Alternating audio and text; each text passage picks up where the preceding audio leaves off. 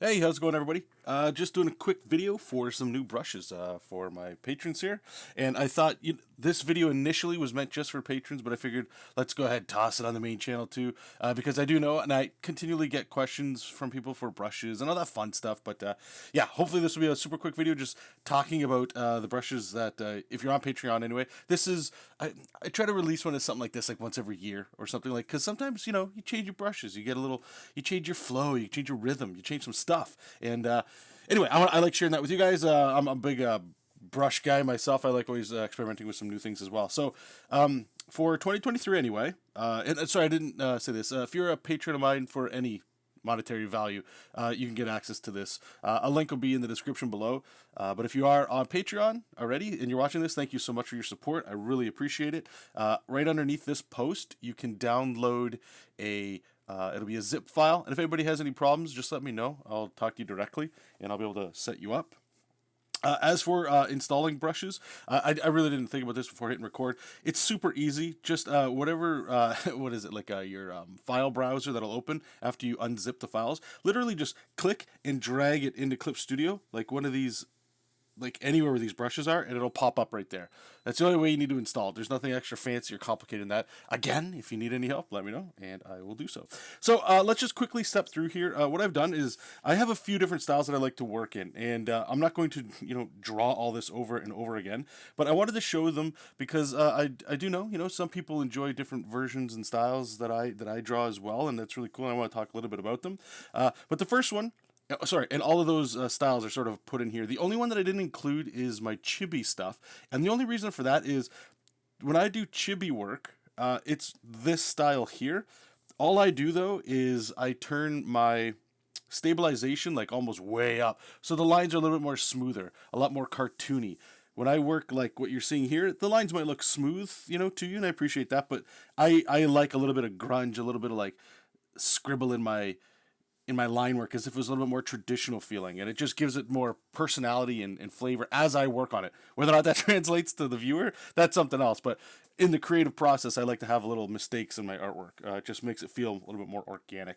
But so over here, I do have like a little blank document here open that we'll start. We'll just start at the top. Anybody that's been following me for a while, you guys know this is my one of my main processes for working for a long time.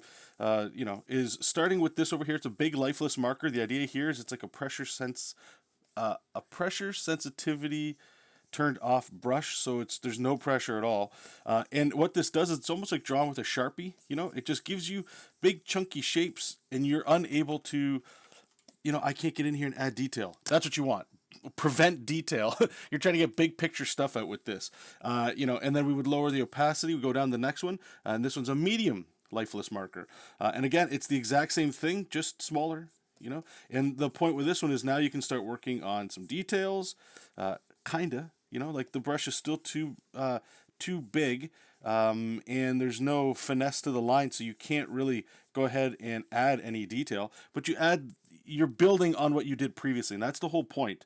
For me personally, I enjoy discovery as I go, or even if you have in your mind something that you want to draw, it's nice to find it. Like if I want to draw Captain America, I have an idea of a muscle guy with a shield, so I can still scribble some shapes in there, get those ideas, those thumbnails out fast, so that hopefully I can come to something that I enjoy looking at, that I want to pursue a little bit further, right? And then we just keep doing the same thing. So you just lower the opacity, and then the next one here is the little lifeless marker, and then this is where you start kind of zooming in. Same thing. You can't do anything, but the benefit of getting a smaller brush, right, is you're able to start noodling.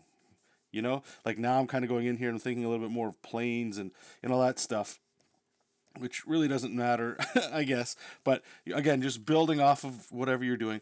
And I'll show you how we tighten that up in a little bit. The next brush that we'd have here is this is a silhouette. This is something I do mostly at my day job. I do it with some commission work, like for patrons and stuff like that, where I should also note here, if you look on all the brushes, they're locked. Okay, this one should actually be locked too. If you open up your file and Bic pen isn't locked, please lock that.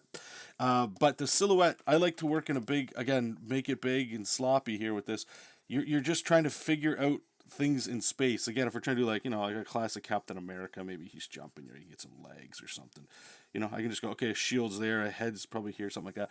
This gives me enough to work with right there, right? So if we were to even just copy pasta that, turn all this off, and then you just sort of transform that sucker, right? Like maybe, okay, let's not get silly here. This will actually play really well into the next brushes here. Like, cool, I like it, right? You can drop that opacity, go into the next one. And again, you could do different colors. I've done that as well with something like this. If I crank that back up, and let's say we just go, I don't know, red, right? So I know like, okay, so his shield is here. Let's go with like a blue. I can imagine an arm over here. And maybe I'm just trying to think of like in terms of planes a little bit here, get all this main stuff here. Maybe we'll go back to a red just for the sake of it. I can go, okay, like I can imagine his head here, and maybe, I'll keep with the red here. And I could just sort of imagine, maybe I got that fist kind of coming this way. Hopefully it's happening to you. It's happening to me already. This is a skill that you'll develop over time, but I think as artists, a lot of us are kind of conditioned this way. You're able to, it's kind of like staring at the clouds. You can find some obscure shape, and your human brain, and especially if it's an art brain, you start seeing things in it. That's the imagination playing and having fun. That's all you're doing with this silhouette brush. Again, I don't use it as often as I do the other stuff, and I think it's more of a disciplined thing. I know I can jump into like this kind of stuff and get a result kind of quicker, but I would argue that this method here gives you a lot more, or gives me a lot more creative opportunities. Sometimes it can get a little sloppy, but like I say, my day job, I do like mobile games and video game stuff. It's very powerful to just be able to go in here and go like, like, okay, we're gonna get our treasure chest for the unlocks, and you get your eraser. You can just sort of start carving out some shapes, and you're like, all right, let's give it that classic big bulbous top. Maybe we're coming in here. Context matters with this, and I'm not really showing you that, like, why are we drawing it this way, right? So if I were to go with this little brush again, and then you could start, and this is what we're going to do next with the next brush. You can start kind of carving out some organic shapes and stuff before you start tightening it up, but it's really great to get ideas out this way, and you can do different perspectives and all that fun stuff with it. So if I were to go back to this, just to show you this, so the next brush, let me just turn the opacity down because it's always about opacity, is these design pencils. This is sort of where I've started to gravitate more towards, because my current style, and I'll show you, which is one of these patrons commissions here, which I'll show you, is if you notice, see how there's more like this layout is obviously pencil. I would normally do my layout like this, with those same brushes I just showed you. Yeah, I got a little pencil happy in the face here, but generally speaking, I would do it like this, because this workflow, I can just sort of like grab my micron, if you can imagine it that way, and tighten it up as I go. It's very, this has been a fail-safe style that I can always rely on, and I will always go back to it. No matter how much I'm deviating into this, which I'll show you, which is my current kick that I'm in, or this, I call it Kirby style animation, Corey Lewis love letter style, Capcom always mixed into everything. This one here, I'm replacing this step here with a pencil step. And I do the exact same thing. If you notice, big lifeless marker, medium, little. I got design pencil tight, and then design pencil tight, small. The words don't really mean anything except it's going bigger to smaller. So here you can see it's this, really nice brush that I was able to find and just tweak that I really enjoy. And then again, you just go down and you're tightening it up as you go, right? So if I was to go, I'm not going to go, let's go through it all just so we can kind of see it here. I'm not going to draw all of Captain America here, right? But again, with that same principle that we had before, let's keep everything loosey-goosey. And we'll figure the shapes out as we tighten things up. The idea in these early stages, at least for me, is to keep things moving, get your errors and your struggles out now, and then that way you can just polish the good stuff. You're not polishing crap and trying to figure it out as you continually go. So I'm going to just keep knocking that opacity back here. Let's move it here. I'll even drop that opacity, make another one. And you can kind of see here, right? Like, it's not really different. The thing is with a pencil, though, is you can build up line weight, right? And what that does is, at least for me, is it lets me start noodling shapes more. and building things out, figuring things out as I go. In that traditional style, again, with the big, medium, and little lifeless marker, this stuff, what I'm doing right now, we don't worry about. We worry about this stuff as we do tight line art. And that might feel a little backwards to some people, which is cool. Because I think this workflow that I'm showing right now with this pencil, and again, why I'm kind of getting into it, and I'll show you the particular for speed, is this feels natural, I think, to a lot of people. This is like how you practice drawing or started drawing. You know, you get a brush or a pencil, because that's what we all grew up with, pencils usually, right? Which is going to get into the next thing, which is that's coming up as a Bic pen, and I'll talk about my love for a Bic pen. But same kind of deal, you know. You're still just, this is what you're used to, and I can kind of come in here and darken up these lines and go, yeah. You know, like this is sort of what I'm looking for. Kind of come in here. You can even do some rendering. You could go back to the design pencil, you know, and like throw in some shadow, right? Like I get a lot more play with this. And again, when I would do work this way, I don't want to worry about that. This is just a nice inked line drawing that I can ink over top. The thing with these brushes here, and again, the small one is the same. Here, I'll just do it for the face here. Let me just turn that off so I can kind of get in there. It's the same thing. It's the same brush, just smaller, you know? And this way you don't have to mess with hitting your keyboard or whatever to change the brush sizes for anything. It's all, you know, just click and move, so you can just keep focusing on drawing and not worrying about, like, one of the things with all these custom brushes and why I lock it all, and you know, you could do it with most of your brushes too, and I would recommend doing it, is if you want consistency between your pieces, you know, like you don't always want to go like, what was the line art size?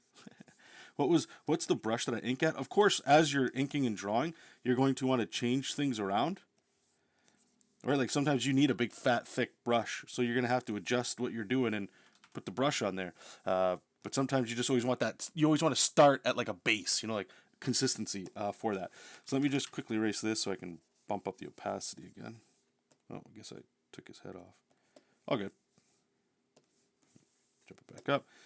I'll just kind of fiddling ahead. Okay, so that's all that. And then again, the next brushes you're going to get, as you can see, hopefully, this is sort of like the processes of how I work, or like how you're going to go ahead and do what you're going to do, however you enjoy these. But line art, this right here, this brush is this stuff. The dead line, no personality to it, which is what you want. Right above it was fine. It's even smaller, so if you need some like really specific details. Render line art is usually like when I start doing my thick outline around stuff, and then thick, sometimes you just want a little bit beefier of a contour line around what you're going to do. And then the inking and stuff like that. Oh, I think this is actually moved around here. Apologies for that. The fine inking, this is like the stuff that you would normally see. So if I go here and I slap on the inks, you can quickly see, like if I zoom in, we're just adding line weights to things. We're cleaning things up. We're adding a little bit more lines, like if you focus on the nose and the eyes, even the horns a little bit. We're adding a little bit of rendering. We're just thickening things up so things have weight, right? That's the whole point of what we want to do. We have to do our best to sell the illusion of forms in space. In space. So let's see if we can lower this all down here. So in this workflow here, this is sort of what I already did, the penciling, and this is where my current jam is at here. So let me just turn all that off, and we'll just turn this on. The reason I enjoy this style so much is I find it faster, but it's a little more loose, and I have to keep working at it in order to get better at it, because I'm used to working like this, where I already have the line art done and I throw the inks on top. This method is almost backwards. I'm using line weights and inks, and then I'm going back to add shadows, then I go back and I add line weight, or lines. So it's backwards. It's almost, again, almost in a lot of ways like what we're doing. Start big and then get to details. This here is sort of like work details, then add your inks on top. More like a coloring book style in a way with this one. Whereas this one, again, is, I would argue, a little bit more artsy. I don't know. I used to always ink this way, and then I felt like it got too sloppy. Again, once I found this workflow with this guy, this style, again, which is the DC Comics Guide to Digitally Drawing Comics by Freddie E. Williams. It still holds up to this date. It's never let me down, so I always end up in the back of my head. I know I can do it, so sometimes I just default to it. Anyway, so we would go ahead and we would add our line weights like this with just these inking brushes, the same inking tools that we inked this with. Nothing has changed there. And then we add some shadows. Okay, and I'll show you a couple brushes for that. And then we go ahead and we add our lines. That's it. And a little bit of rendering. I do this with like a noodle thing, and I'll show you that. But I dig how, like, honestly, obviously, like, I like how I'm going with it. But it adds a different flair, you know, and you add a little bit of color. Well, this one's grayscale, but you add a little bit. It just feels like it's a little bit more, honest, I guess, with art. That even makes any sense. So again, if we'll just quickly do here, the idea here is I'm not going in here and drawing every single line. It's trying to think, and this is the hard part, at least in this way that I do it. And this, I kind of, it's my interpretation of checking out Ryan Otley's artwork. I'm a big fan of his stuff, and just trying to integrate, you know, things that you like. So if we just imagine doing like the lights coming from the top sort of thing, right? Like we got the top of the eye, the bottom of the eye here. Trying to go quick.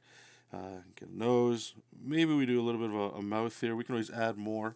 You know, and I'm just going to go simple shapes just to move this video along here.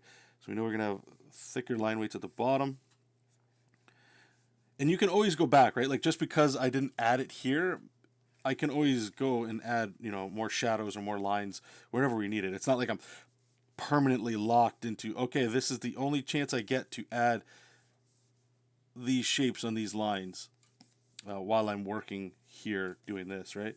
So we'll go here, we'll, you know, add a little pecky poo. Go here, add some more muscles, get that other shoulder in here, bam. Okay, so that's fine enough for me. Next time, or the next layer, we're just making a layer. You can use the exact same brush. Sometimes I'll go into the large inking. I'll do it just for, yeah, sometimes it's a little too big, but this is where I sort of like, how do I, do you see how I'm just like kind of going up and down here? I'm just moving my finger to like kind of go like this real quickly. You don't have to get this feather. I'm just trying to like, it's more like, imagine you have like this big fat ink brush, like you're painting a wall. Not a giant, like, let's not get crazy with the brush, but something like that where you're kind of like just like flicking it on. And I find what that does, see, I can lightly hit it and just sort of like go a little heavier. It just gives it a little bit more organicness to it that I've been a big fan of recently. You know, and we'll just, like I said, you can always go back to add to this stuff. It's not locked in stone, and you don't have to worry about filling in all these areas with solid black. You see how like there's all these like white in there? Normally that would just drive me up a wall. I'd be like, no, that's got to be tight. We can fix all that, you know. You can always fix it. And again, when I'm talking about all this, like, you can always fix it and go back. That one part of my brain is like just sort of getting like, you know, like, don't worry about fix it now. What do you mean fix it later? And what that does is it's starting to make my art as I'm going. And this is, I've noticed this. I don't know if any of you feel this way. I've noticed that it's like my brain starts going like, well, no. You know, like, it needs to be tight as we go along, like here. Everything needs to have a place. This method feels like more like drawing in clay, if that makes sense. Right, so you can kind of see we've already got like some shadow placement in here. If I want, I can go, okay, like, so let's knock in like a cast shadow from the head. Sure. You don't have to go heavy shadows with this style or with these brushes here, but you know, sometimes you just want that. I know it's Captain America, but maybe we'll make him look a little bit more like Captain in a second. So we go up here. There's two other brush pens that I've got here. This one's called Brush Pen Dry, and this one's Brush Pen Extra Dry. These two brushes, you know, they look kind of cool, but I don't use them like this. How I like to use them is if you go over here to make a new layer, expression color, change that to monochrome. Oh, baby. Now we're going to get into some crunchy stuff. Look at that. Now we're getting into like this. We got some flavor to that line, you know? And you might not like it. For some reason, extra dry always feels like it's just a bigger brush. And sometimes, you know, it doesn't look like it's dry. I think it's more like when it's on a colored layer, it feels a little bit better. But this brush too, what I like, again, I can kind of come in here instead of what I did before and just use this brush. Gives you some of that texture, right? Like sometimes you want texture in what you're doing. Not all the time. Sometimes you just want clean art. And sometimes you just want a little bit of meat and potatoes in your line, and that's what this is for. If we go up to the next line, I skipped over, but we're going to go back up to it now, which is the Bic pen. Now, the Bic pen, why I love the Bic pen so much is, as I said before, when I drew as a kid with pencil, that was natural feeling. The next thing that I always had around the house was a Bic pen. And if you don't know what a Bic pen is, it's essentially just like are they like a rollerball pen or whatever? Like whatever you get at the dollar store. If you've ever worked anywhere and grabbed a generic pen, that kind of thing. You know, it seems like it's always got ink until you need it, and then it's always out of ink. that thing. And so what this one does is just normal thing. It feels like it to me. This has been something that a lot of people, I've talked to a few people because I've been trying to find a brush like this since I've started digital, and I can't find it. When I sketch, when I'm sitting down on a phone call or whatever, and I got like a little envelope next to me, and I'm talking to somebody, I got a Bic pen next to me. I don't have a fancy, and I'm just used to working with that. What I like about this one anyway is it's almost like a micron, except it's got a little bit of character to it, and I like as I'm using it, it feels just like how I would use a Bic pen, how I would sketch with it. Okay. When you zoom in, it does look a little sloppy, but I promise you, it's the good stuff. Especially if you like working with Bic pens. But anyway, if you don't like the Bic pen, you can totally just use line art for this next stage, for this look, and just sort of like you're gonna put in the eyes, you're gonna put in all the line art that you didn't do. But I like the Bic pen again. It lets me sort of like paint in some lines, right? So let's say this guy's looking over here, not paint in some lines, but drawing some detail, right? So like maybe again, it's supposed to be Captain America, so he's got to have the strong jaw, strong muscles, all that kind of stuff. So you can kind of come in here, we'll go like that, give him another eye, and you can kind of go over it. It's got a little bit of line weight to it, so it's cool. I'll do this little like flicky stuff that I've seen Otley do, at least my interpretation of it anyway. I don't want to sound like I've figured it out, because art is more than just what it looks like. There's a lot of thought that goes into why you do certain things. Anyway, so that's what I would do. I would just go around here and I would start to figure out the lines and where the lines might be. And the reason why I'm enjoying this style lately is because like all the line art stuff, that I draw over in this stage is sort of already done. I already did it with the step before.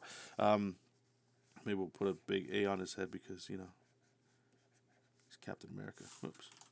And what's neat about this too is what I'll do for rendering anyway. So this is just a new way of rendering I like to do, is you do this sort of like down and up movement like this. Like you're drawing or you're writing the letter M, upside down, if that sort of feels right. And just, I know it's rendering, so it's going to take some time and like why you do stuff. But this isn't like that long rendering. This is just sort of like, again, adding some texture to stuff. And I like it because it if you guys remember, if you've been following me for any period of time, I used to really get into rendering. And, rendering's fun, but it takes time. And sometimes I find when I color or when artwork of mine would be colored, it's like the rendering kind of gets lost. It looks nice in black and white or when you're doing inks and stuff like that. But, sometimes it just doesn't translate well once color's on there. So this sort of gives me that little bit of tooth, that I kind of still miss and want. Anyway, let me just turn all this off here. I have no idea how this looks. Not that it matters too much here, but... All right, so as you can kind of see, it's sort of building up. And again, right here, same kind of thing happened. Then you can draw in white and all that. And then to wrap it up, I've got Kirby dots, because everybody likes Kirby dots. Now, you can just do what I'm doing here, just tapping the screen to make these little like balls. I don't know if I've made a video yet. I said I was going to a while ago, and I'm not quite sure I have. And I know I've talked about it during streams. Please don't ever just do this for Kirby dots. Kirby dots demand more respect than just putting dots on a screen, no matter how, I say this, and my results probably don't look like I'm talking about them. But if you study Jack Kirby's energy in his negative light and all that kind of stuff, like how he places stuff, there's a reason to the madness. They look like dots, yes, but it's the negative space. What you're looking at actually is trying to train your brain to look at the white, not the black. The black is just what's keeping the white housed in like a little package. Like here's an example. Let's say, and I don't mean to get into a whole Kirby dots thing. Let's just say we're doing some fire here, okay? Now let me just knock all this in black. So you just focus on this. Do you see the shape? It kind of has that flick of a flame, right? So if I add a Kirby dot here, now the flame's kind of like there. And if I come in a little bit here, it dips back in, right? And if I just really chew out a big chunk here, just look at the white, not the black, okay? And you can go ahead and you can add like a little dot. That's the magic of the Kirby stuff. And I mean, this is just one way of doing a Kirby style or Kirby crackle, whatever you want to call it. He has so many awesome ways of doing it. So that's why this brush, for me, I wanted to keep it like I have ways to use it, not just dropping the dots. And the other thing too is, if you get in the habit of just, you can hear me pressing it. If you're doing that, please stop doing that. You're wasting the brush and you're wasting Kirby dots. Paint them in, build it up. You know, and if you notice, look, sometimes you don't want just a perfect circle. If I make it a little bit smaller, I can start getting like some cool shapes in there. That's the magic. That's the life, the good stuff in there. Okay. Anyway, so we got that color flats. This is just for me when I do coloring. You know, if I make a new layer under here, all this is a big brush that you can change the size of. It's nothing fancy. It's got pressure sensitivity, but the main trick with it is that it's right here, anti-aliasing. It's basically, I believe that means there's none, yeah. So that when you turn everything off, it's nice and crispy. There's no bleed in the line, and you want that for when you like grab your marquee tool and you make a selection and all that stuff. If you color, you might not color, so don't worry about it. The smooth watercolor, I hope you guys know this one by now. I like using this for when I do shadows. So if I just do a quick, just to show you here, let's just assume, all right, we got all a cap, very version of cap. I'm going to clip that to the layer below. We're going to turn a multiply. I'm going to use the exact same blue. We're just going to do like a real like dirty shadow here, right? Because it doesn't matter.